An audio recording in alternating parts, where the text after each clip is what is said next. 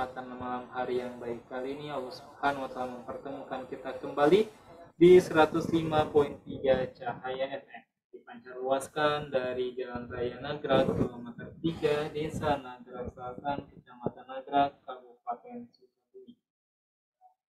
Selawat serta salam semoga selalu tercurah limpahkan kepada baginda Nabi kita, Nabi Muhammad Sallallahu Alaihi Wasallam, kepada keluarganya, para sahabatnya, juga para pengikutnya yang setia hingga hari kiamat.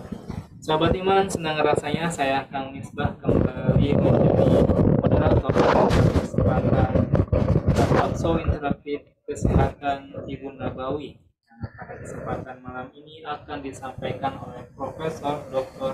H.C. Nursiami Rahmat Prihantoro, BSc Med and Kes. Dan alhamdulillah sahabat iman, guru kita telah kembali hadir di studio Cahaya FM. Adapun tema yang akan disampaikan oleh guru kita yaitu hindari sakit ain. Masalah ini menarik sekali sahabat iman ya, pembahasan malam ini. Sakit ain ini apa saja dan bagaimana kita mengenalinya dan menghindarinya, ini sangat menarik, kita ikuti sahabat iman. Baik, kita akan sapa terlebih dahulu guru kita yang telah hadir. Assalamualaikum warahmatullahi wabarakatuh, Ustaz.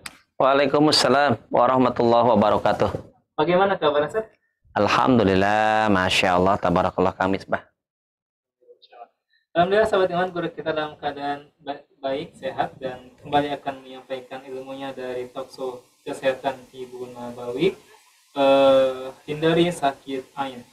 Sahabat iman, sebelum dimulai, bagi Anda yang ingin berinteraksi, bertanya, silakan sampaikan melalui SMS ataupun WhatsApp di 0816228904 dan juga di telepon 0811 1177 035. Sahabat iman yang mungkin Anda berada di luar jangkauan frekuensi 105.3, sahabat iman bisa mengikutinya di aplikasi Cahaya FM Sukabumi, serta di websitenya di www.cahayafm.com, serta di fanspage atau Facebook Radio Cahaya FM 105.3, serta di TikTok ya, TikTok Rahmat Bekam. Dan juga bisa yang mengikuti di Zoom ya, ada juga Zoom ya, dan Facebook Cahaya ya, Facebook Cahaya, TikTok, dan juga Zoom. Sahabat iman, silahkan bagi Anda yang ingin mengikuti siap-siap karena insya Allah kajian akan segera dimulai. Baik, kita langsungkan saja waktunya kepada guru kita Ustaz Rahmat Bekam, dan kepada Anda dimanapun saat ini berada, selamat menyimak dan A'udzubillah, bismillah, alhamdulillahil fi kitabihil karim, a'udzubillahi minasyaitonirrajim, bismillahirrahmanirrahim, wa idza maritu fahuwa yasfin. Qala Nabiyyu sallallahu alaihi wasallam, likulli da'in dawaun, fa idza usiba dawa'ud da'i bara'a bi idnillahi azza wa jalla. Asyhadu an la ilaha illallah wahdahu la syarikalah wa asyhadu anna Muhammadan abduhu wa rasuluhu alladina la nabiyya ba'da. Amma ba'du ya, Bapak Ibu para pemirsa yang dirahmati Allah ya, sejangkau siar ya, sejangkau yang ditangkap ini karena saat ini siaran radio lebih lebih maksimal jangkauannya ya, jadi bisa sampai ke luar negeri. Ini insya Allah ada beberapa sahabat-sahabat yang dari Hong Kong, dari Malaysia, Singapura, Brunei, Mesir juga menyimak, baik dari Zoom ya, dari TikTok maupun dari Facebook, Masya Allah ya, serta aplikasi Radio Cahaya FM, karena sudah kami bagi juga aplikasi radionya. Sebetulnya lumayan masih menguras tenaga karena baru saja sampai dari Malaysia, alhamdulillah. Tapi Ana berpikir bahwa ini harus disampaikan tadi itu ya. Tadi Ana naonnya karena hayang geura pupek tadinya. Di saat ada ide maka perlu disampaikan. Karena qadarullah semasa kemarin safar di beberapa negeri bagian di Malaysia, di Johor, di Muar, di Melaka, di Kedah, Seremban, dan tentu saja Kuala Lumpur ya. Kita dapati ternyata ada berbagai macam penyakit yang ditemui. Dan ini bukan hanya Ana temui di Malaysia, ataupun bertemu dengan beberapa klien misalnya dari Singapura, dari Brunei, ataupun dari Patani. Patani sudah daerah Thailand ya. Nah, Nah, itu ya. Nah, lanjutan lagi. Jadi kurang ini ya. Tapi itu jatuh aja teh. Oke, baik. Dan ini anatomi juga ketika Ana safar di negara Cina, di Makau dan tentu saja Hong Kong. Ternyata Ana mendapati penyakit itu terbagi kepada dua kan. Ini yang Ana alami. Jadi bukan sekedar hanya teori ya. Jadi apa yang dinamakan dengan penyakit jasmani itu dinamakan dengan amrodul jismiyah. Penyakit-penyakit yang berkenaan dengan fisik semata. Bisa itu karena virus, bisa itu karena bakteri, bisa itu karena mikroba, bisa karena jasad yang lainnya. Bisa pula karena ada sel-sel kanker dan tumor. Ya. Ada pula dikarenakan karena memang penyakit-penyakit tersebut karena menurunnya fungsi sel tubuh, yaitu yang dinamakan dengan penyakit degeneratif. Tapi Ana dapati pula ternyata penyakit-penyakit ini penyakit-penyakit yang bersifat non medis kan. Maka ini dinamakan penyakit amrodul ruhiyah.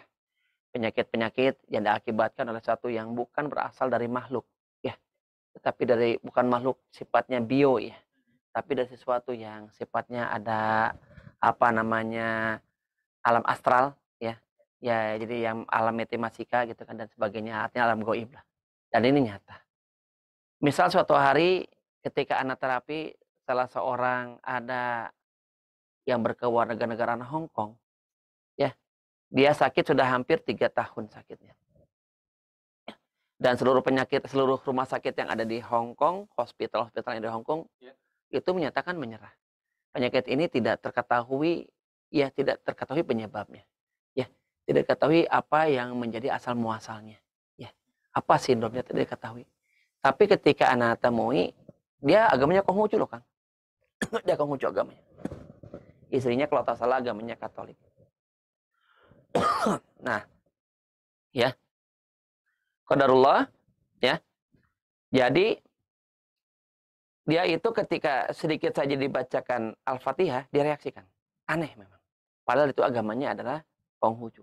Disitulah yang menjadikan asal muasal bahwa insya Allah ternyata terapi Al-Quran itu adalah hudalinnas.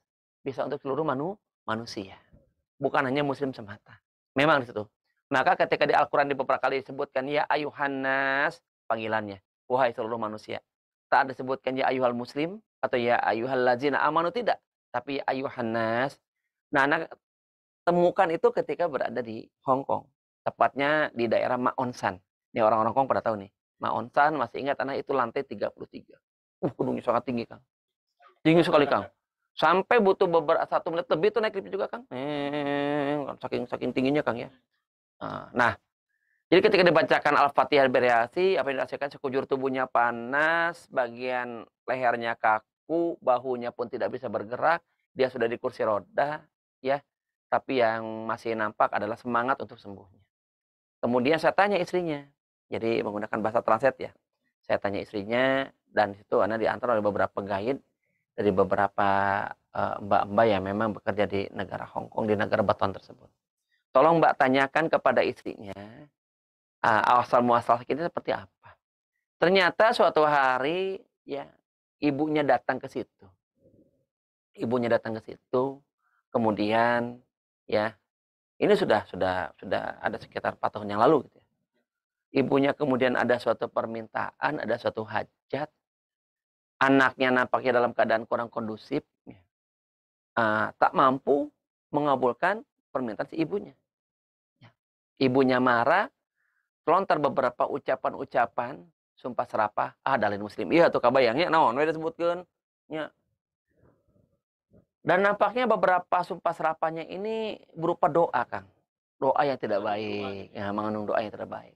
Tepatnya kalau orang Indonesia bilang seperti kutukan, seperti laknat. Subhanallah naudzubillah. Semenjak itulah sakit-sakitan. Saya tanya lagi kepada si apa namanya si akang yang sakit itu ya, si kokohnya. Koh, apakah ada peluang kokoh mau minta maaf sama ibunya? Dia tak mau, Kang. Tak mau. Kemudian waktu itu qadarullah, alhamdulillah kami bawa air zam-zam. Jadi ada beberapa sahabat-sahabat tenaga kerja Indonesia yang ada di Hong Kong, umroh, pulang bawa air zam-zam. Dititipkan ke kami. Masya Allah tuh Kang. Kita berikan air zam-zam, diminumkan dan usapkan kakinya. Itu ketika dia bisa berdiri Kang. Bisa berdiri Kang. Masya Allah, Masya Allah. Tapi, ada tapinya lagi. Dia belum mampu juga dia bicara secara lancar. Bahunya masihlah kaku. Dan kata dia masih ada sakit di ulu hatinya dan di area jantungnya. Kemudian kita pulang, saya balik lagi ke Zunwan. Lumayan jauh, berapa kali naik MTR. Dan naik, apa namanya tuh, Siupah. Siupah tuh semacam kayak taksi di Hong Kong. Kurang lebih hampir 1 jam, datang lagi ke situ. Datang ke Zunwan, isinya kemudian nge-WA lagi. Pak, lumpuh lagi katanya.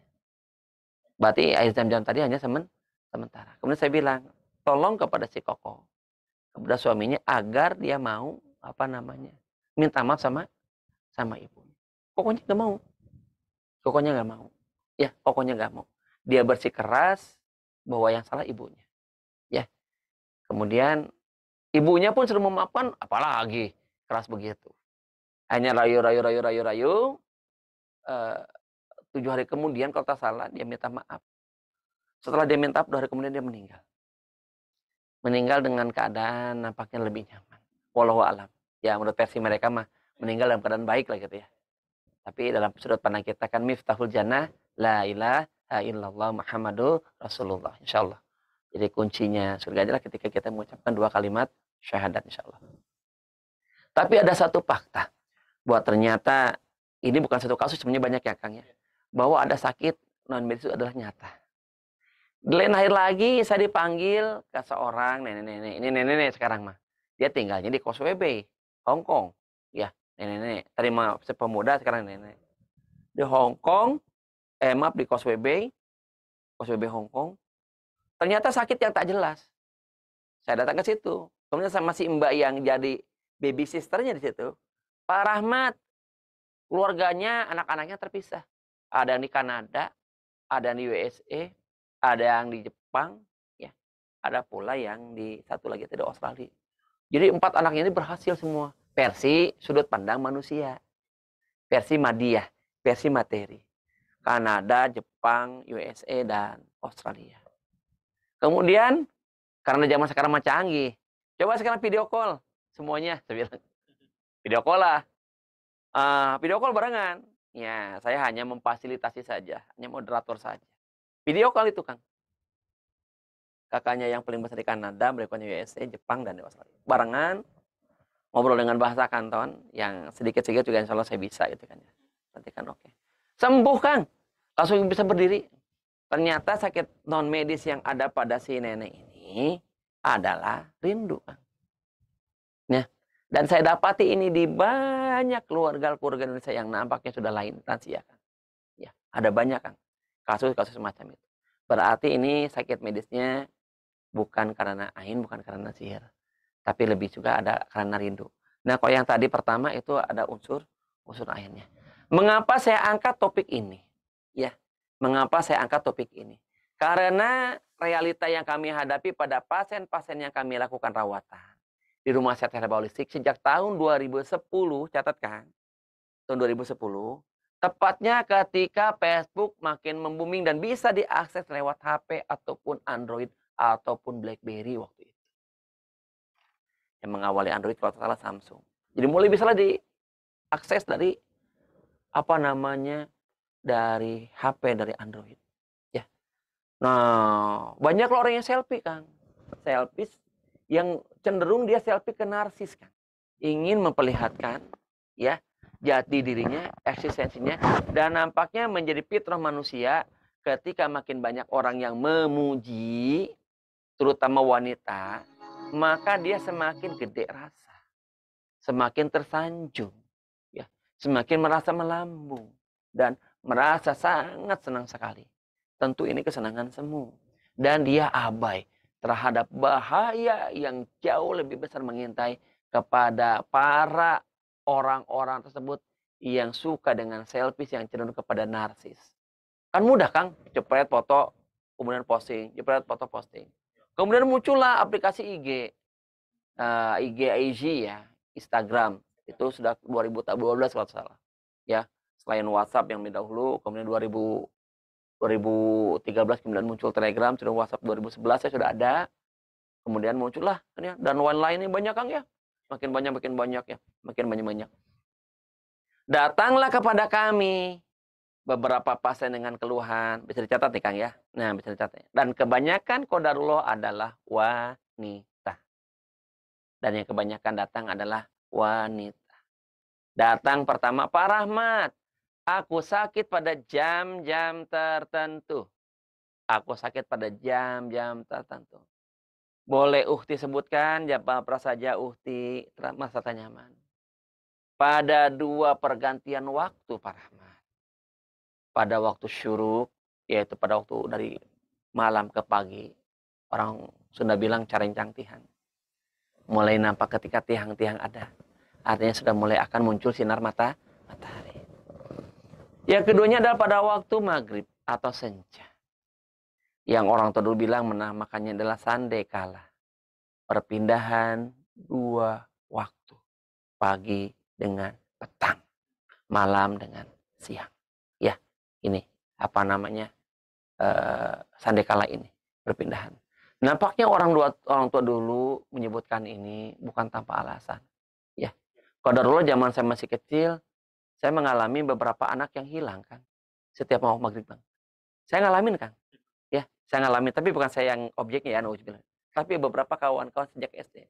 Saya SD di SD Negeri Cikalong Kulon 2 Cianjur, yang dulu masih pola pandang ya, sudut pandang atau mindset masyarakatnya masih sangat sederhana. Ya. Jadi mereka beranggapan ini sama kelong wewe atau apa. Tapi kalau saya berpendapat itu setelah saya belajar ya, itu karena jin ya. Jadi disembunyikan sama jin. Hilang, memang benar hilang anak-anak itu pada hilang. Dan yang hilang itu rata-rata yang maghrib pun belum pulang kan. Ya, saya ngalamin ini.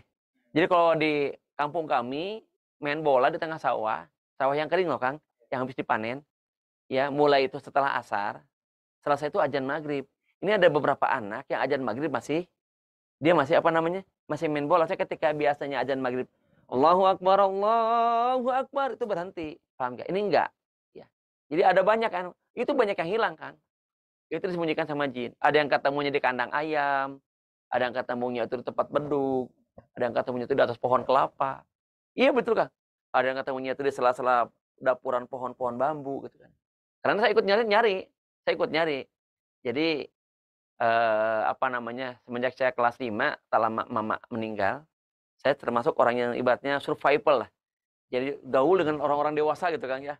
Nongkrong dengan orang yang pos ronda segala macam. Nah, daripada kejadian yang heboh-heboh di kampung, saya ikut tuh. Jadi apa ya, terdewasa kan belum waktunya gitu ya. Pipiluan orang sana bilang, ya pilu. Nemuin satu Kang. Ada yang ketemu itu di kolong ayam, ada yang ketemu kemudian dia itu di apa namanya di inian bambu, pohon-pohon bambu gitu kan ya. Di pohon jati, di itu kan masih banyak nih, banyak hutan-hutan dulu. Nah, ahwat-ahwat yang kebanyakan menjadi klien-klien kami, yang datang ke tempat kami, mereka berkata, "Pak, saya sakit pada jam-jam tertentu." "Apa yang kau rasakan sakit?" Karena dia perempuan dan sudah balik, rata-rata yang mereka rasakan adalah di daerah sensitif mereka, yaitu rahim dan alat vitalnya. "Saya pendarahan, Pak."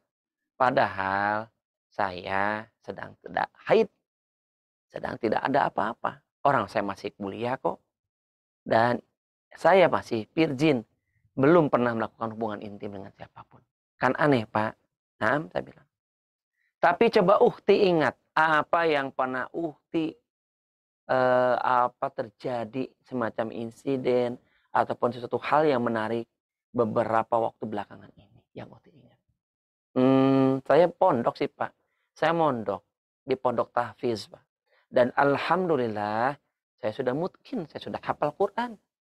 Saya sudah khatam. Ya. Dan khatam Quran saya alhamdulillah bersanad. Jelas. Ya. Baik, lanjutnya. Saya pulang Pak, sebelum lebaran, Pak.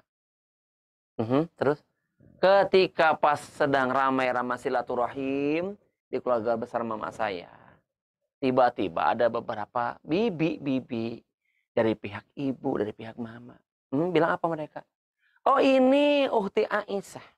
Oh ini Teteh Aisyah. Oh ini Kak Aisyah. Hebat anak Uwa ya sudah hafal Quran. Tak saya nanti carikan jodoh kalau kau keluar dari pondok. Ada satu perasa yang menarik dari kalimat-kalimat pujian saudari, saudara si Uhti tersebut. Yaitu kalimat hebat. Ya, iya Pak, dia menyebutkan itu. Adakah tercetus terlontar kalimat Masya Allah? Tak ada Pak. Baik, selain Uhti rasakan sakit pada jam-jam tertentu, apa yang Uhti rasakan keluhan yang lain? Ada Pak, apa? Saya sering sakit kepala. Apalagi ketika berhadapan dengan murozaah. Ya, hafalan-hafalan Quran saya. Apalagi. Sekarang saya merasa jangankan ya, jangankan qiyamul lail. Ya, salat subuh pun saya sudah hampir-hampir terlambat, Pak. Subhanallah.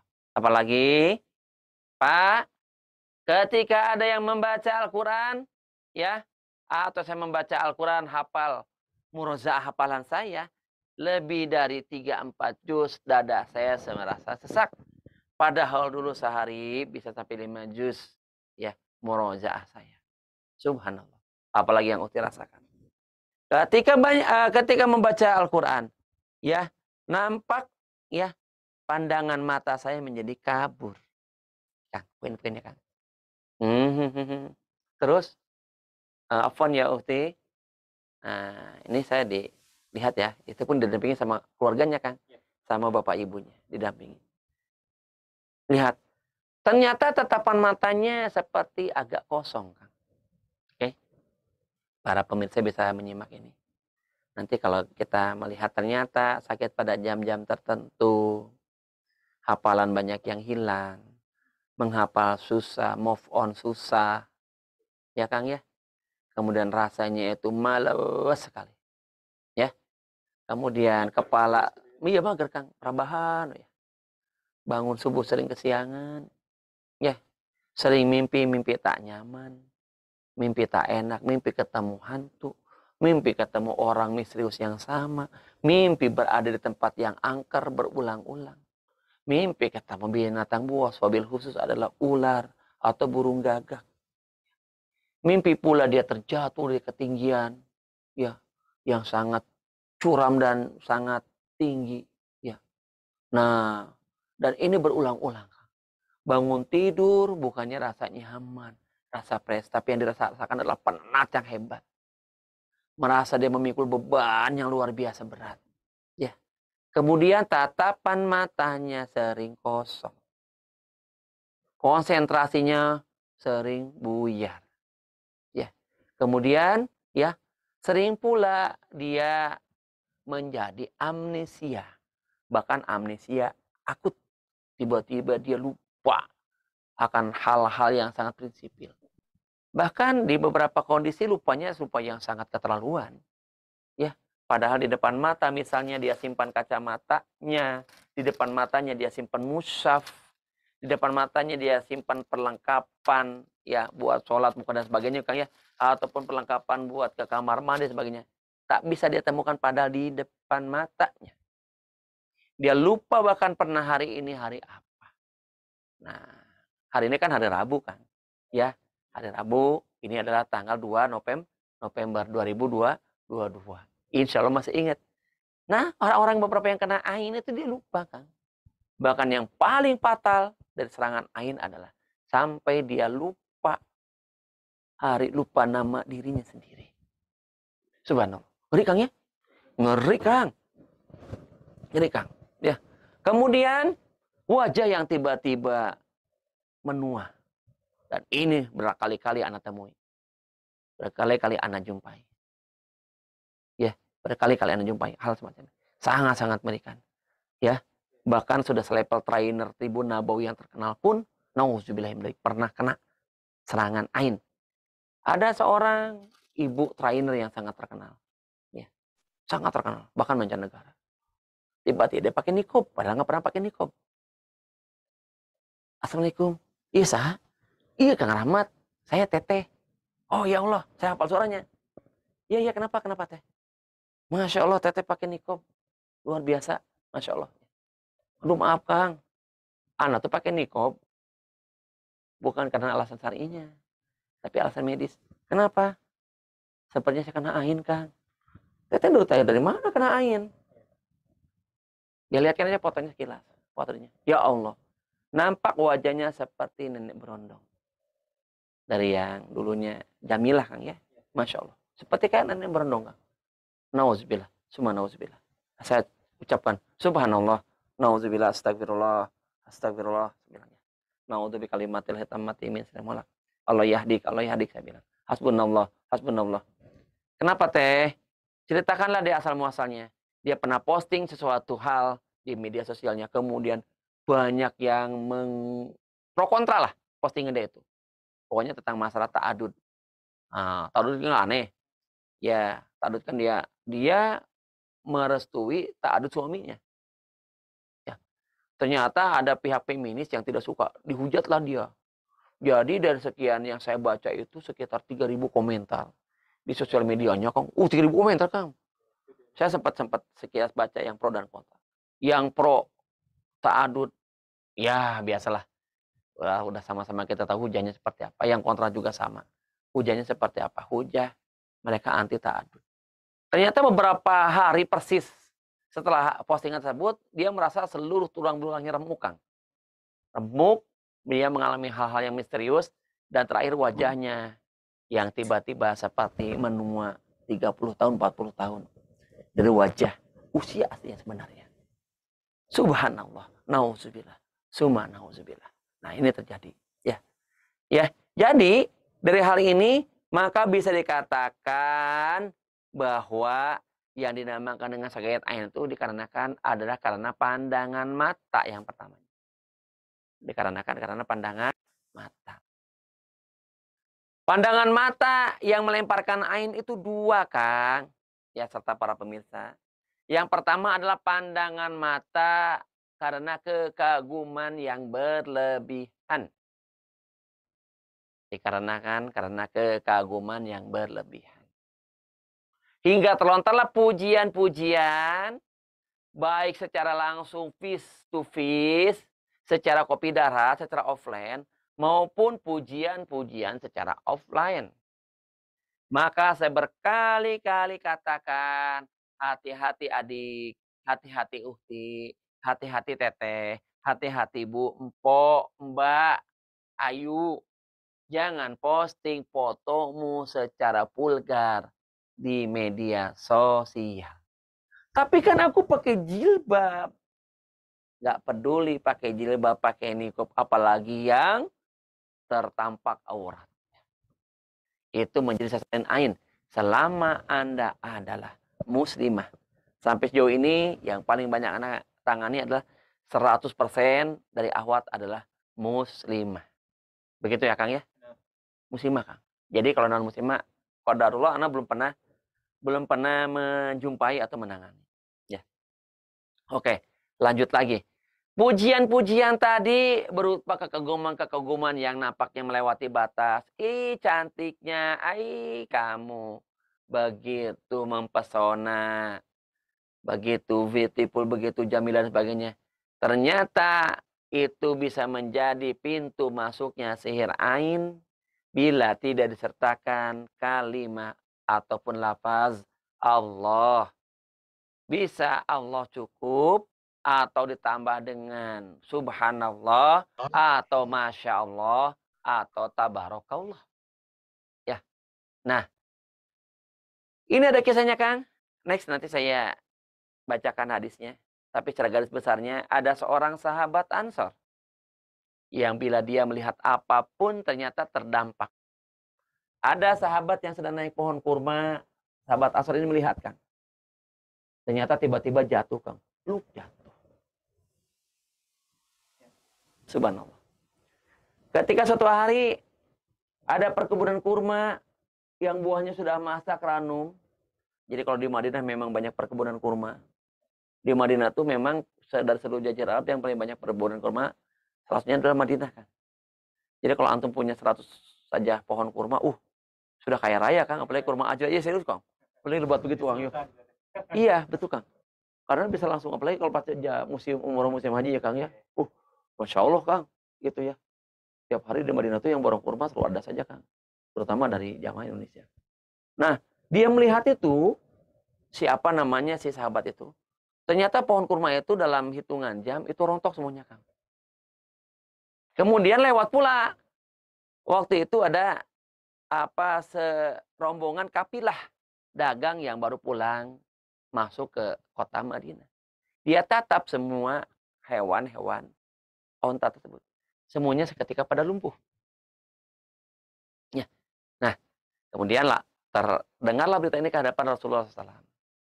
Maka kata Nabi, ada hadis yang terkenalkan, sungguh pandangan mata itu nyata. Sungguh sakit karena ain itu adalah nyata. Bahkan kalau ada yang bisa mendahului takdir, mendahului kodo dan kodar, itu adalah pandangan mata atau ain. Sehingga salah satu solusinya adalah sahabat tadi baca ta'awud, kemudian baca basmalah, berwudu, air wudunya ditampung kan. Kemudian yang jatuh dari pohon kurma tadinya disiram, kemudian pohon kurma yang itu pun disiram, akhirnya Kang ya, unta-unta yang lumpuh pun dia disiram. Bismillah, Masya Allah, ternyata bisa kembali normal seperti sedia kala. Ya. Dan pula ada satu kabilah yang dipimpin oleh kepala sukunya. Ternyata apabila melihat sesuatu maka bisa hancurlah. Sehingga ini ditawari oleh Yahudi. Yahudi memang di mana-mana bangsat ya Kang ya. Nauzubillahi min dzalik, subhanallah, astagfirullahaladzim ya.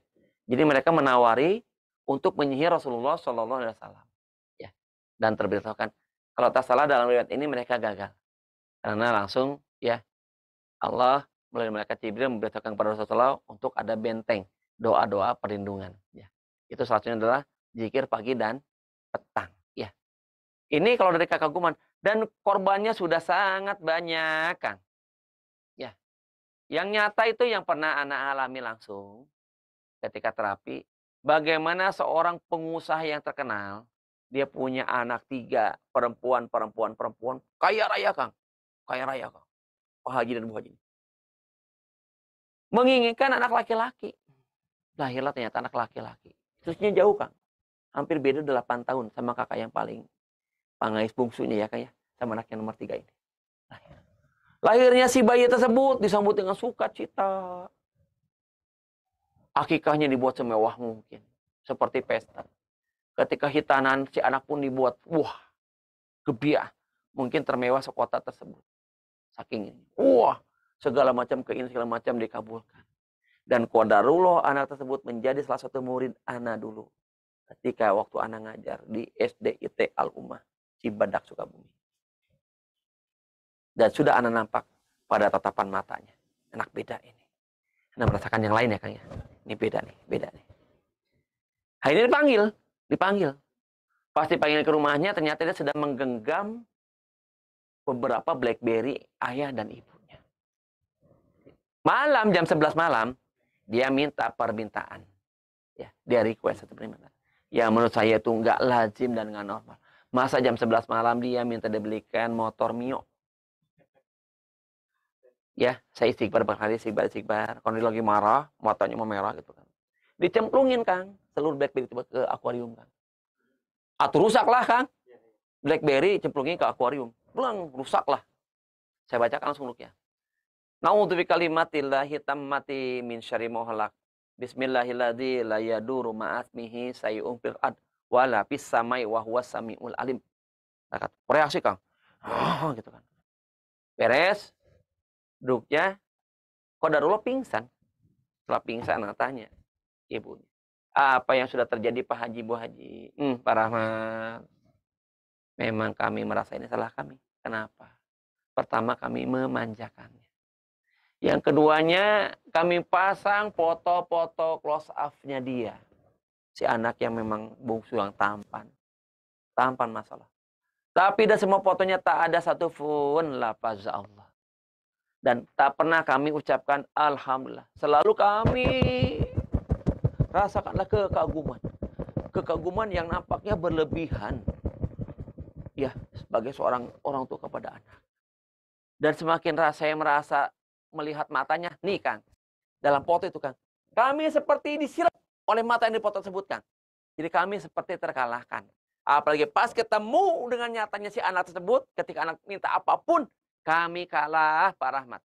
Jangankan kami marah, menasehati pun kami tak mampu, bahkan nyuruh sholat pun nggak bisa, nyuruh ngaji pun nggak bisa, nyuruh melakukan amar ma'ruf nahi munkar pun nggak bisa, ya. Yang ada ketika si anak minta suatu hal, ya kami tak mampu menolaknya kecuali malam ini Pak Rahmat. Masa jam 11 malam ingin motor Mio, siapa yang bukalah showroom, dealer motor dan sebagainya. Ya, paling buka besok jam 8, tutup biasanya jam 5 sore. Weekend juga tutup biasanya Sabtu Ahad atau Ahadnya. Nah, merasa ibu setelah itu ada yang tak nyaman.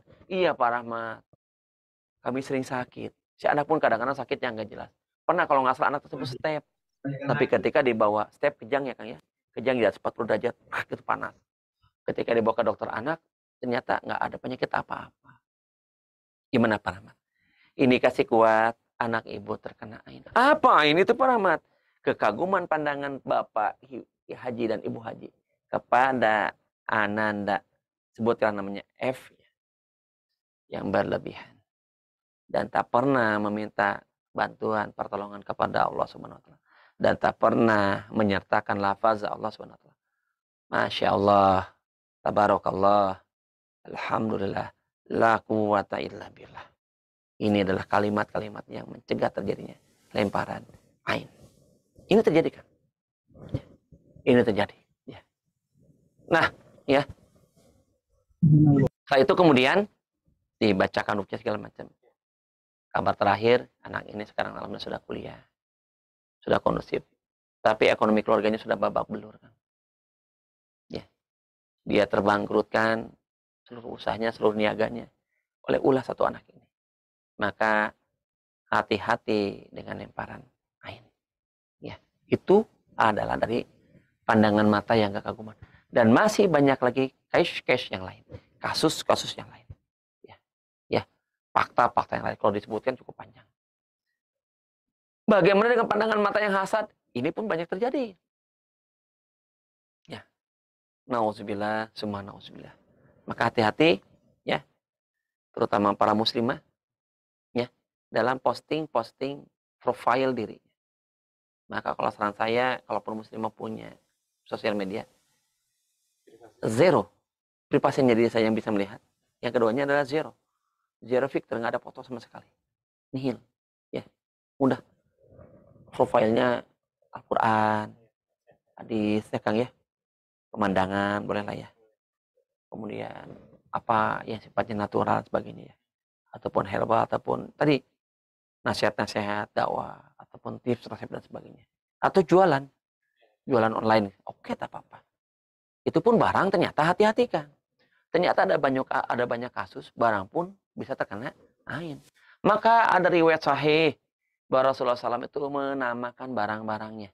Untanya dikasih nama siapa, kemudian si apa bejananya, cawannya dikasih apa, ya, dikasih nama apa Kang. Pedangnya dikasih nama apa, kayak Imam Ali. Pedangnya dinamakan dengan Zulfikar. Ya, nah ada banyak kafiehnya, itu kepala Rasulullah SAW namanya siapa. Sampai menamakan istrinya pun dengan nama-nama yang khas ya. Ya Humairah. Ataupun nama-nama yang lain. Itu. Ternyata dengan panggilan-panggilan semacam itu. Bismillah insya Allah mencegah lemparan ain pula. Maka kalau kita punya kereta, punya kendaraan, punya mobil, punya motor, punya benda yang wah. Ada kalimat di situ. Masya Allah. Dengan kehendak Allah. Ya. Ya. Ataupun Allah berkehendak. La quwata illa billah. Tak ada daya upaya kecuali pertolongan, kekuatan dari Allah Subhanahu wa taala. Atau tabarakallah, semoga Allah memberikan keberkahan. Apapun, Kang. Ada banyak, Kang. Ada banyak kalau saya sebutkan. Nah, 2010 ini yang makin dahsyat. Lantas solusinya apa, Pak Rahmat? Solusinya adalah yang nyata. Ini yang repot kalau banyak. Zaman dulu ada yang melempar ain, mudah terdetek. Ya. pertama wahyu belum terputus ketika zaman Nabi ya Kang ya. Malaikat Jibril masih menjadi penentara, Masya Allah. Dan belum seluas sekarang jangkauan. Sekarang kalau kita pasang foto profile yang yang cantik, yang good looking gitu Kang ya, yang tampan itu, yang cantik begitu. Pujian banyak. Jadi suatu hari ada seorang pemuda Mesir Kang. Ada pemuda Mesir, Masya Allah tampan Kang. Tampan Kang. Sekali dia posting di IG, sekali dia posting, kemudian di TikToknya Kang, di Facebooknya Kang. Kang, itu sampai banyak sekali ahwat yang tergila-gila Kang. Wah, pujian segala macam. Saya baca, tidak ada satupun yang menyatakan Masya Allah. Semuanya pujian-pujian sporadis. Apalagi kalau pujian itu datangnya dari orang-orang fasik. Itu kadang-kadang, maaf ya, saya muslimah. Muslimah dia pasang foto yang sedikit, tanda petik ya, agak sedikit vulgar. Pujian-pujian. Namanya di media sosial kan terbuka bebas Kang ya. Orang fasik, orang munafik Kang, orang kafir Kang. Orang beriman siapapun kan akhirnya melihat Kang. Bayangkan bila orang fasik munafik berkomentar. Pada muslimah, komentarnya komentar mesum. Komentar pelecehan. Komentar yang menyudutkan. Komentar-komentar penghinaan. Penghinaan kepada fisiknya saya gitu kan. Nauzubillahimindzalik. Sampai ada kalimat, kamu bisa dibayar berapa? Oh, itu udah penghinaan Kang. Ya. Saya pernah ada seorang ahwat. Ketika ada posting. Kemudian, Afwan Uhti, Anda sebaiknya tidak berada di sini. Anda tidak berada di sini. Dan kalau dia mahasiswa kami. Maaf Pak Ahmad nggak tahu. Ini image orang bila Anda berada di sini, maka adalah ini tempat yang horor. Tempat bukan orang yang baik-baik saja. Tapi orang-orang yang sedang bermasalah. Ya kayak pub, night club gitu kan ya. Diskotik ya kan ya. Kafe-kafe yang remang-remang segala macam. Mana bisa diingat Allah di situ Kang? Ya. Kalau postingnya, oh di kajian. Seperti kemarin, kajian Ustadz Abdul Somad misalnya. Misalnya, oh, si Ikhwan Akhwatnya dipisah. Enak kan ya? Oh kajian itikaf. Oh kajian daurah. Dan mabit ya Kang ya. Ikhwan Akhwat dipisah. Kan nyaman ya. Nah itu kan, dan itu pun nggak boleh jelas foto juga Kang ya. Di blur lah ya. Sedang berada di sini gitu. Tapi ini di tempat yang horor. Maaf kami tak tahu gini-gini. Ya nggak tahu karena polos atau mungkin karena alasan Allah alam. Cuma sebagai seorang muslim wajib mengingatkan. Ya. Nah, ya itu ini kena ain Kang. Ya, lemparan-lemparan kalimat-kalimat yang kasar, yang menghina segala macam. Subhanallah. Ya. Maka bila terketahui orang yang melemparkan ain siapa, mintalah air wudhunya. Catatkan. Minta air wudhunya ditampung, kemudian dimandikan. Banyak sekali Kang. Allahu Akbar.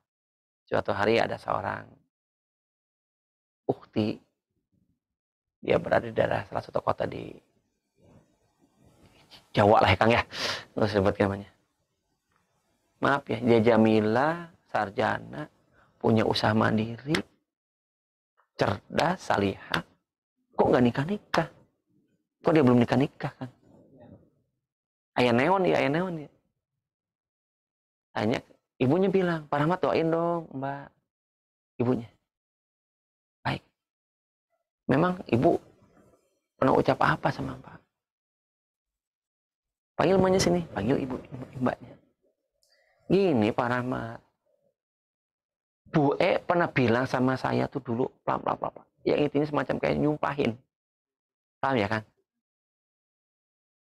Kamu akan mengalami pasti jomblo. Astagfirullahaladzim. Hati-hati Kang. Doa itu adalah, ucapan itu bisa jadi doa Kang. Hati-hati Kang. Astagfirullahaladzim. Saya istighfar Kang. Subhanallah. Iya Pak Rahmat, saya marah Pak Rahmat. Lontar itu tanpa saya sadari. Ibu mau meminta maaf sama Mbak. Mbak mau memaafkan ibu. Nangis dua-duanya berpelukan di rukyah. Reaksinya hebat sekali. Hebat sehebat-hebatnya dua-duanya. Setelah ini, yuk kita pasrahkan kepada Allah. Ya, karena Mbak berkali-kali sudah gagal. Ya, dan sekarang sudah pasti ya sangat serius karena Mbak sudah mendekati usia sekian-sekian tahun. Yang bila di daerah pedalaman, di daerah perkampungan, usia sekian jomblo itu masih sangat gimana Kang? Riskan. riskan dengan bulian, dengan gibahannya. Ih, jomblo sih anak sana, jomblo gitu kan. Kalau perempuan kan ya, laki-laki nggak terlalu ini ya. Perempuan kan kalau di atas 30 udah biasanya lampu merah kan, maaf ya kan. Dia sudah cemasnya beda gitu kan ya. Nah, alhamdulillah kan saya beberapa sebelum pandemi lah, sebelum pandemi atau pas pandemi ya. Sebelum pandemi dapat undangan pernikahan. Pertama tandiri ya, peningin kakak. Masya Allah. Sekarang udah punya anak. Dua punya anaknya. Masya Allah, tabarakallah. Nah ini salah satu. Ya. Hati-hati ya. Jadi kita evaluasi ya. Mawas diri tadi cegah. Ya. Yang keduanya Kang dengan rukyah syariah Kang. Bisa rukyah oleh orang yang memang spesialis insya Allah rukyah syariah. Atau rukyah mandiri. Ya. Bila mana dirasa rukyah mandiri dia terhambat karena suatu hal. Ya. Maka mintalah bantuan. Itu dengan cara yang syar'i kepada para praktisi Tibbun Nabawi yang memang speknya di rukyah syariah. Banyak lah. Ya, banyak selain nanti di rumah sehat kami insya Allah. Ataupun misalnya ada teman-teman dari Rehabati, dari Islah, dari KHI, dari Arsy, dari CRS. Ya. Nah, banyak sekali. Rehabati. Banyak cabang dari Kota Bandung ya? Ada banyak kan? Ada banyak alhamdulillah ya. Dari banyak ini ya. Ya tadi ada KHI, Poliklinik Indonesia, ada kemudian ada Arsy, ada Islah, kemudian ada Arsy, ada Syifa, ya itu Ustadz Muhammad Faizal yang suka di Trans 7 ya. Nah, Rehabati Ustadz Nai, KHI ada Ustadz Muhammad Junaidi, Arsy ada Ustadz Ahmad Junaidi, ada CRS Ustadz Ustadz Syuhada Hanafi, ya. Islah Ustadz Eri Abdul Rahim, Masya Allah, ya. Nah, dan lanjutnya kemudian betul-betul mawas diri, jadi memprotek dari hal-hal untuk kembali datangnya lemparan-lemparan air tersebut. Kita semakin hati-hati. Masya Allah, tabarakallah, alhamdulillah, la hawla wa la quwata illa billah. Itu selalu kita ucapkan. Di kondisi-kondisi yang memang kita mengharuskan mengucapkan itu. Demikian. Semoga bermanfaat. Kalau ada pertanyaan ataupun hal, silahkan. Baik, Masya Allah, syukran jazakumullah khairan. Barakallahu kepada guru kita Ustaz Rahmat Fukam yang pada kesempatan malam ini telah menyampaikan pembahasan ilmunya, yaitu hindari sakit ain ya. Tadi sampaikan apa yang dimaksud ain ini dan penyebabnya, juga solusi-solusi yang disampaikan oleh Ustaz berkenaan tentang penyakit ain ini. Sahabat iman, bagi Anda yang ingin bertanya, silahkan sampaikan pertanyaan sahabat iman di 0816228904 melalui SMS serta WhatsApp, juga di telepon 811 977 035. Ada pertanyaan dari Zoom? Ada, silakan. Langsung aja, cok boleh. Baik, sahabat iman, kita akan sampaikan pertanyaan yang telah masuk pada kesempatan malam hari yang baik kali ini. Ini pertama dari WhatsApp saja. Boleh. Abu Umar di Babakan Panjang. Babakan Panjang Cibadak ya? Nagrak. Oh, Nagrak. Iya, Cibadak. Assalamualaikum warahmatullahi wabarakatuh. Waalaikumsalam warahmatullahi wabarakatuh. Bismillah Ustadz, anak ketika pas mau hilang ingatan saat menjelang tidur, antara tidur dan bangun, perasaan kaku, susah bergerak, susah bicara dan sesat. Ini penyakit apa Ustaz? Apa ada hubungan dengan penyakit lain atau gangguan saraf juga? Ada dua kemungkinan. Pertama, ini adalah kejang yang terafiliasi dengan penyakit epilepsi ya. Atau penyakit ayan. Penyakit ayan seperti itu, dia tiba-tiba hilang kesadaran, kejang ya. Dan setiap dia kejang maka ribuan saraf putus, maka hati-hati sekali. Bisa disembuhkan? Biiznillah, bisa disembuhkan, insya Allah. Bisa diterapi. Yang keduanya itu orang Sunda bilang itu erep-erep kan, atau orang Jawa bilang tindihan. Jadi seperti dia tanda petik terhipnotis sesaat ya. Ya seperti dia tak mampu melakukan apapun ya. Dan itu gangguan jin. Itu gangguan jin. Karena saya tanya atau saya anamnesa pasien-pasien seperti ini, ketika kasus itu terjadi, hal itu sedang terjadi, insiden itu terjadi, mereka rata-rata lihat penampakan lain kan. Ya paham nggak? Penampakan yang bukan bukan biasa ya, bukan yang natural normal biasa. Masa ada nenek-nenek terbang kan gitu ya. Masa ada apa ya kepala buntung gitu kan ya. Nauzubillah min dzalik ya. Subhanallah. Karena sendiri nauzubillah belum pernah ya. Nauzubillah dan jangan pernah ya. Nah, ini apa namanya? Ini dua-duanya harus diterapi. Jadi dua-duanya harus diterapi. Jadi baik itukah karena fisik atau karena psikis. Ya, dua-duanya tetap harus diterapi. Karena berdampak serius. Wallahu a'lam bishawab. Oke, lanjut. Baik, pertanyaan berikutnya. Bismillah, Assalamualaikum. Afwan, Ustadz Rahmat, saya mau bertanya, apakah orang yang rutin bekam bisa terhindar dari ain selain kita rajin membaca Al-Quran, zikir, dan rukyah dari Ibu Hening di Bantar Lampung? Apapun yang harus kita lakukan adalah selalu meminta pertolongan kepada Allah. Dengan rekam dan baca Quran saja tidak cukup. Kalau hati kita seringkali lalai. Maka yang paling pertama itu tauhid kita yang luar biasa. Tawakal kita. Dan selalu meminta pertolongan dimanapun berada. Maka ada satu ungkapan hadis, ittaqillaha haitsuma kunta. Bertakwalah kau dimanapun kau berada. Di keramaian maupun di kesendirian. Di antara ciri takwa adalah selalu diawasi oleh Allah dan selalu meminta pertolongan kepada Allah dan selalu mengingat Allah. Kalau sudah begitu, insya Allah enggak deh. Saya ada pengalaman nih Kang. Saya ada pengalaman. Saya pernah kena hipnotis Kang. Ini benar-benar para pemirsa, saya baru ingat nih. Para pemirsa menjadi ibrah yang luar biasa Kang. Saya kena hipnotis tahun 88 Kang. Mungkin 88 ada yang belum lahir ya. Tahun 88 saya kelas 2 SMP Kang. Ya, kelas 2 SMP tahun 88 itu. Ya. Waktu itu kakak saya esoknya mau nikah. Kakak saya yang nomor 3, perempuan. Saya pada maghrib disuruh beli bunga sedap malam sebagai hiasan buat mempelai wanita. Waktu itu kejadiannya di Pasar Ramayana Bogor. Jadi menjelang Isya atau Isyaan lah. Saya ditepuk, ketika tengok, saya udah nggak sadar. Kaget. Ternyata pas ditepuk kaget itu sepertinya dia mau bacakan mantra-mantranya. Oh. Itu saya nggak sadar Kang. Saya dibekalkan uang untuk beli bunga, untuk ongkos sebagainya. Diambil semuanya tuh Kang. Sama si yang menghipnotis saya Kang.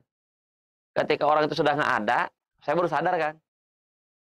Nah, selanjutnya hampir terjadi lagi. Ini semasa saya bujangan. Dua-duanya bujangan ya. Yang pertama ketika saya naik bis dari Kampung Rambutan menuju Sukabumi. Samping saya ada mepet, tepuk-tepuk saya terus. Saya ingat kejadian dulu Kang. Dan kemudian langsung saya ingat, saya baca ta'awud. Ingat ya ta'awud Kang. Auzubillahi minasyaitonirrajim. Seperti dia menyadari saya baca ta'awud. Si pelaku ini. Akhirnya dia pindah ke objek lain. Jadi baca ta'awud ini sebagai penangkal gendamnya Kang ya, atau penhipnotis. Yang berikutnya adalah ini di kota Sukabumi. Lagi-lagi ya, saya lupa ingat apa lepas beberapa setelah pengantin baru ya. Jadi udah nikah ya, apa saya masih bujangan itu. Saya tepuk lagi, tak tepuk lagi. Ingat lagi Kang. Jadi seketika langsung saya ta'awuz. Auzubillahi minasyaitonirrajim. Kemudian saya lawan itu, saya lawan, saya pepet. Karena saya langsung zone, dia pelaku kejahatan. Dia ini ngeles. Tapi ya karena tidak ada bukti, ya saya lepas. Ada bukti kejahatan kan? Karena apapun harus ada bukti, ya ada saksi ya Kang ya. Kemudian pelakunya ada dan korbannya ya gitu ya. Ya ini saya lepas karena tidak ada tidak ada bukti. Nah jadi hati-hati. Intinya dimanapun kita berada, kita waspada. Saya pernah ke Makau. Di Makau itu saya untuk check-in perpanjangan visa. Dan hanya ada satu mushola di Makau. Makau itu adalah negara judi terbesar di dunia kan. Bayangkan ini satu masjid. Dan hanya ada 2 tempat warung Indonesia yang menyediakan makanan halal. Sisanya adalah subhat makan haram. Ya ketika melewati suatu kasino, terasa Kang. Ta'awudz saya Kang. Auzubillahi minasyaitonirrajim. Dan saya pernah ketika beberapa tahun yang lampau, antara 2007-2008, saya berkesempatan menginap di salah satu saudara kan. Ternyata dia kejawen kan. Nah, lagi ada hajat di situ. Karena ruangan itu penuh kamar-kamar, saya tidur di pojok ruangan. Soalnya itu panas hebat kan. Panas hebat. Ya sudah mah tempatnya di Jakarta kan ya. Panas sekali seperti terbakar sekujur tubuh saya. Saya bangun seperti ada mata merah, ternyata saya persis tidur di bawah patung kan. Jadi patung itu memberikan energi negatifnya, namanya berhala kan. Lagi-lagi saya tahu, syaitan rajim, saya berwudu, pindah, bisa tidur kan. Ini contoh ya. Jadi tadi tuh, ittaqillaha haitsuma kunta. Insyaallah. Baik, Masya Allah. Kepada guru kita yang telah boleh menjelaskan pertanyaannya. Baik, sahabat iman, kita akan beranjak ke Jum, Ustaz. Boleh. Ini dari Pak Mursalin ya. Boleh. Di Singkawang, Kalimantan Barat. Mhm. Bagaimana cara mengobati penyakit angin? Dan dari beliau juga, kalau pujian timbul dari dalam hati, apakah bisa kena angin juga? Ini ada yang tanya juga, Ustaz, dari sahabat iman, pendengar Ibu Nur Hayati. Apa penyakit yang itu berbahaya? Mungkin beliau belum mengetahui. Nah, tadi kan sudah sebutkan, angin itu bisa menyebabkan kematian. Bahkan kalau ada takdir, ya, yang bisa didahului sesuatu, maka yang mendahului itu adalah namanya ain. Bisa membunuh kan? Serius bisa membunuh kan? Nauzubillah min dzalik. Ya. Bahkan benda sekalipun. Makanya hati-hati ya dengan benda ya. Ini banyak kenyataannya kan. Makanya kayak kita tadi punya motor, punya kendaraan, punya mobil, punya rumah, yang baru segala macam. Hati-hati selalu ucapkan Masya Allah, Tabarakallah. Jadi sangat-sangat mengerikan. Mengenai tadi terapinya sudah disebutkan oleh anak ya. Nah, jadi sudah cukup jelas yang bertanya di Singkawang tadi. Di terapinya selain berwudu, rukyah mandiri, ataupun meminta bantuan kepada perukyah syar'i di sekitaran kita, insya Allah ya. Dan jangan lupa yang paling ini adalah ketawakalan total ya. Ketawakalan dan tentu insya Allah adalah kewaspadaan. Ya, tadi dimanapun kita berada, jangan lupa selalu ingat kepada Allah dan meminta pertolongan kepada Allah. Insya Allah. Baik, silakan. Pujian dari hati itu bisa dikenain? Bisa, Kang. Bisa. Makanya hati-hati, Kang. Serius, Kang. Makanya anak kan sekarang dulu ya, kalau belum tahu, Kang. Anak kan dulu teker SD SMP juara ngegambar, Kang. Anak juara ilustrasi. Kan belum tahu halal haram. Oh, gitu kan. Gambar apa nih? Bahkan karikatur, Kang. Dulu ketika perang Teluk, Kang ya. Saddam Hussein sama George Bush. Anak gambar tuh, Kang. Pernah masuk koran, Kang. Karikatur anak itu kalau nggak salah. Jadi kalau di sekolah tuh udah ditunggu karikaturnya siapa? Karikaturnya Rahmat gitu kan ya. Jadi kalau ada perwakilan lomba gambar, lomba ilustrasi, tingkat SD SMP,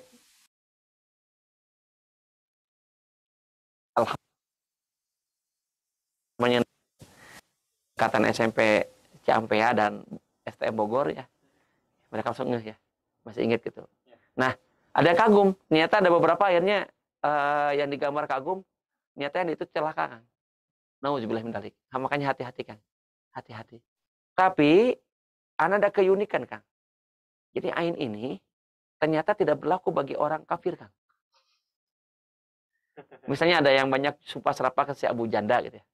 Nah, si Abu Janda ke si Denny Siregar gitu ya. Atau Buzer dia. Nggak ngepek, Kang. Wallah alam. Anak duga ke situ. Karena istidraj ya. Kalau dia tuh kafir ataupun fasik ya kayaknya, atau munafik ya, nauzubillah ya. Ya, seperti itu, Kang. Anak ini apa tuh? Kan dari mereka tuh rata-rata umurnya kan panjang, tapi pada ustad-ustad soleh ya, yang pada hanif ya. Ternyata banyak yang mendahului kita, Kang ya. Ustaz Arifin Ilham, Syekh Ali Jaber tuh ya. Tengku Zulkarnain tuh. Kemudian Ustaz Perdana Ahmad. Kok Stephen. Betul, Kang. Dia sudah memualafkan berapa ribu orang tuh, Kang. Allah Akbar, Kang.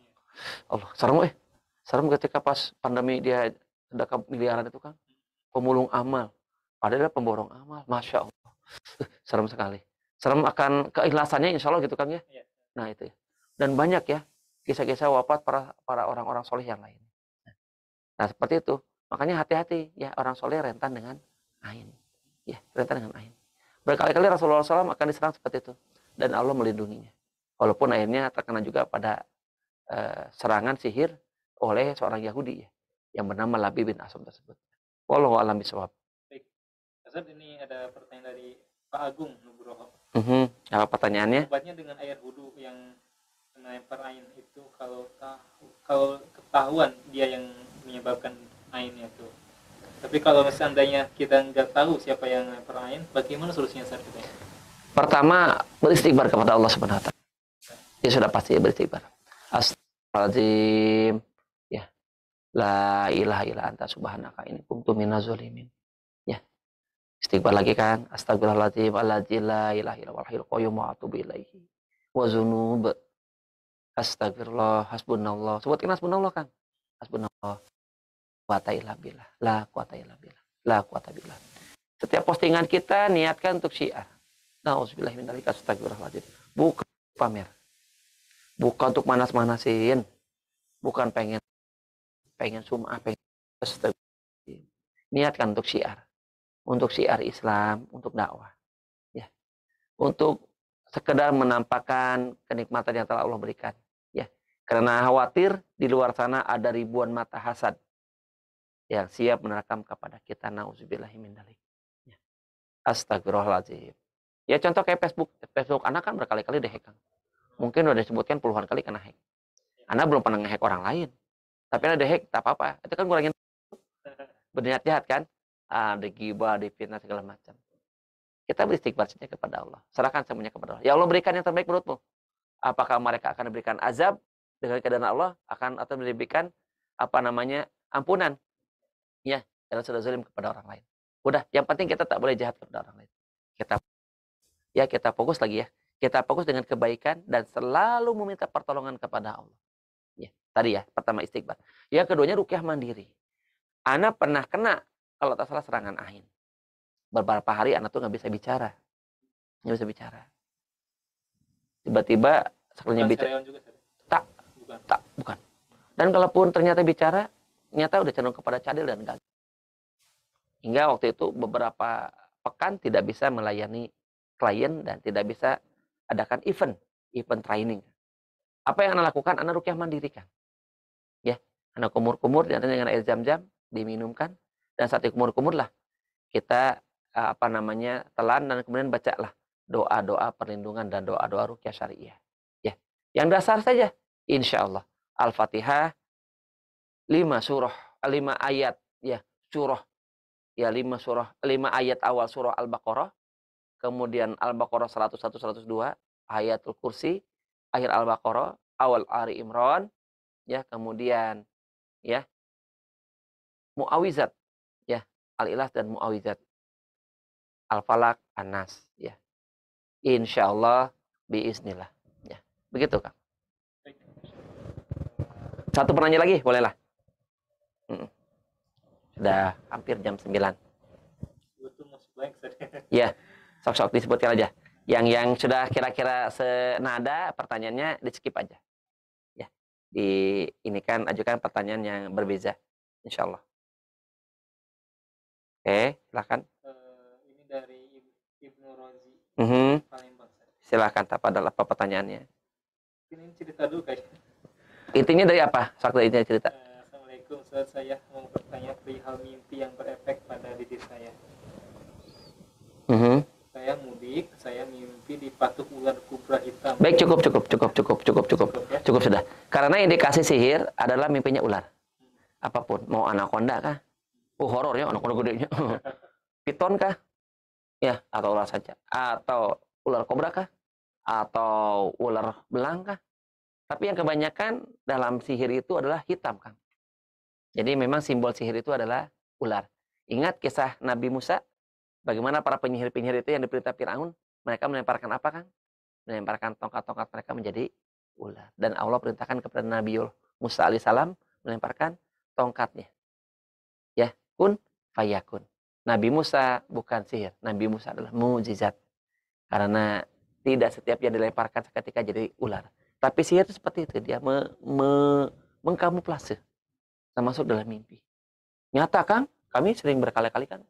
Bahkan kita pernah meruqyah di Bekasi.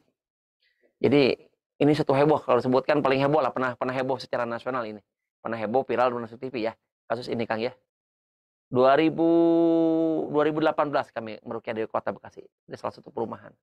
Dan yang diruqyahnya qadarullah adalah itu seorang mahasiswi yang konon pernah hilang heboh itu. Jadi ternyata mahasiswi tersebut dia berkali-kali melihat ular nyata di kasurnya kan. Jadi pas di rumahnya itu kan ya. Ini Pak Rahmat, saya lihat rumahnya sih tidak ada yang aneh-aneh. Saya sweeping, lihat. Boleh Pak Rahmat silakan masuk ke kamar nih, barengnya sama kedua orang tuanya. Saya lihat halamannya segala macam beres, ada. Nah, ketika ruqyah lah keanehan itu muncul. Ini pas ruqyah di semua klosetnya, di semua toiletnya keluar kelabang. Dan bukan satu Kang, banyak Kang. Banyak Kang. Ya. Kemudian ketika di ruqyah malam, kenapa tiba-tiba apa ya? Sama ada lalat, tiba-tiba ada beberapa lalat. Ruangan bang kalau cak-cak yang nanti yang lalat ya. Nah, ini mudah-mudahan Ustadz Amirul Mukminin yang di Malaysia menyimak. Karena jadi saksi kami berdua. Dan itu berukinya jam 12 malam waktu sana. Jam 12 malam, karena pastinya baru datang jam 11 kurang. Jadi anamnesa dulu. Hebat kan sihir tuh kan. Karena ketika di wawancara saya, anamnesa reaksinya dicarikan di mana buhut segala macam. Nauzubillah subhanallah. Kamu kemudian lagi, ya, si Ahwat tadi ya, ketika selesai di ruqyah, biiznillah, nyaman. Nyaman sudah. Ya. Alhamdulillah Pak Rahmat. Dan dia sadar palingnya, yang paling penting dia sadar bisa melanjutkan lagi skripsinya. Sudah diwisuda. Kalau tak salah sudah nikah sekarang. Kan membahagiakan kita, tak? Alhamdulillah, Masya Allah. Karena dia merasa sudah hampir harus mengakhiri hidupnya kan. Paham ya Kang ya? Kan ngeri kan. Ngeri kalau sudah seperti itu. Jadi yang itu dikatakan, mimpi, jangankan mimpi dipatuk ya. Mimpi lihat ularnya pun. Nah. Kita pernah Kang, nah juga Kang. Yang setiap apa Kang? Iya Kang. Oh itu anaknya pejabat bank itu. Dua-duanya itu suaminya itu pejabat bank. Walaupun ini juga kami suruh untuk rasain ya. Ya kalau bisa sih berhenti deh dari bank ribanya. Nah, ya Pak Rahmat. Itu Kang, stres Kang. Hampir gelo atau bodak. Bodak lelaki, kasep bodak teh. Ganteng Masya Allah. Tiap malam itu Kang. Ya. Tapi juga dugaan kuat karena dia itu anak yang disayangi sama neneknya. Ya, sebenarnya juga ada akhir dari neneknya waktu itu. Ada banyak ya. Mudah-mudahan ini bisa berlanjut ke kajian berikutnya. Karena kalaupun dilanjutkan terlalu larut malam. Yang pertama, yang keduanya, anak juga masih butuh rehat ini. Karena persiapan kita mau ada privat kiropraktik kan. Insya Allah. Jadi kita mau kedatangan praktisi pijat dan beberapa dokter yang mau belajar kiropraktik insya Allah. Di rumah sehat di tempat kami. Insya Allah saya langsung yang ngasih ngasih jadi mentornya. Ya, semoga Allah mudahkan semuanya. Demikian ya Kang ya. Ini sudah 1 jam lebih, alhamdulillah. Masya Allah. Mudah-mudahan bermanfaat ya. Dan bisa menjadi rambu-rambu. Betul. Mudah-mudahan menjadi menjadi suatu pembelajaran yang luar biasa, suatu ibrah. Ya, kita ambil hikmahnya apapun. Dan ingat apapun yang akan menimpa kita, cobaan, sedianya Allah Subhanahu wa taala akan paket solusinya. Ya, jadi kita jangan tidak usah khawatir, tidak usah takut. Wala tahinu wala tajanu wa antum alauna in kuntum mu'minin. Kita tak boleh merasa lemah, tak boleh merasa takut dan sebagainya. Yakin kalau kita memang orang-orang yang beriman, insya Allah. Yang keduanya tadi sudah dikatakan likulida indawaun. Bahkan dari yang lain ma anzalallahu da'in ma anzalallahu sifat. Allah turunkan penyakit, Allah turunkan gula penawarnya. Berarti yang Allah kirimkan itulah paket yang sudah pasti ada. Ya. Dan itu betul-betul anak yakini. Dan paket yang solutif dan secara holistik ada pada Al-Quran. Insya Allah. Ya. Tak ada pada hal yang lain. Jadi kalau ada yang mengatakan pengobatan holistik tanpa menyatakan Al-Quran, itu namanya holistik, parsial. Jadi holistik itu adalah Al-Quran elemen utama di dalamnya. Insya Allah. Dan itulah paradigma kami sebagai seorang muslim. Maka jadikanlah Al-Quran ya untuk kita baca, untuk kita kaji, untuk kita amalkan, kita sebarkan, kita tegakkan hukum-hukumnya. Insya Allah. Barakallahu fikum. syukran jazakallahu khairan. Barakallahu kepada guru kita Ustaz Profesor kami yang telah menyampaikan ilmunya pada kesempatan malam ini. 1 jam lebih ya teman-teman. Anda di kajian pembahasan dari